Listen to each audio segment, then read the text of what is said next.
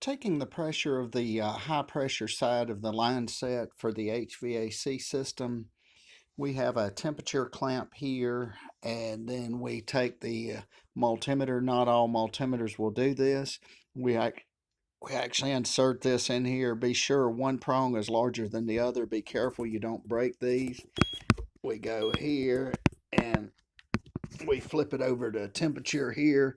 So now the temperature is reading, those are just small negligible readings, or either ambient temperature. So we go now and we we clamp the multimeter on here, and we see that the temperature of this pipe is somewhat increasing. 67, it's about leveled off because the pipe is actually cooling off. But we just simply taken this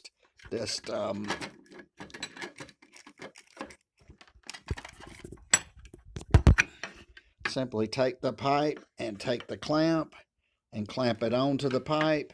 We have it inserted here, and we have the prong here facing the temperature area, Celsius and Fahrenheit.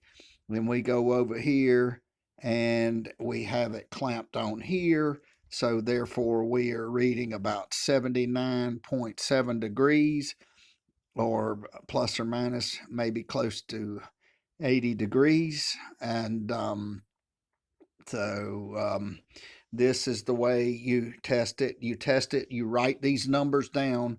Once you write the number down, the high pressure side may be a higher temperature than the low pressure side, but notwithstanding, but write these numbers down, because these numbers are numbers you'll need to do one measurement from here, one measurement on your low side, and these numbers will be inserted into the formula in order to calculate superheat and subcooling. And what is superheat and subcooling?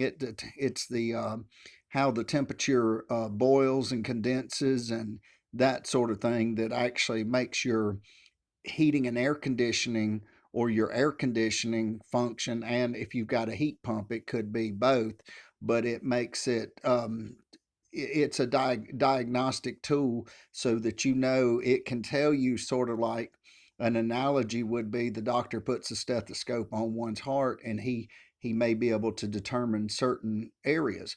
But this is not a an issue like that, but it is a diagnosis tool, and so it tells you how well your system is running, and and your temperature is boiling at X amount, and that sort of thing. So and you will need to get the temperature of the low pressure line, which is the small line, you and write that number down. You will need to get it for the large line, which is the suction line, and write that number down. So when you the large line would be your superheat, the small line would be for your subcooling.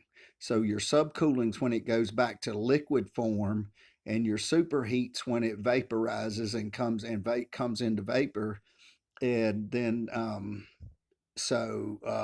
these numbers will tell you how well your system is functioning, and at what rate, and different refrigerants boil at different temperatures, whether it be R22, whether it be 410A, etc. But notwithstanding, these numbers are valuable numbers to know, because when one learns to look at these numbers and diagnose these numbers, one can tell, as a general rule, how well the HVAC system is working, and it can also pinpoint you in the direction of what may be need to be done. When there's a litany of things to understand, for instance, if you have high superheat, or low superheat, or high subcooling, low superheat. And once one learns a diagnosis, and from what these things tell you, one may be able to pinpoint it and save time, and effectively go to the problem areas and rectify the problem areas with your heating and air conditioning system. So hope this helps, and have a wonderful day, and thank you for watching.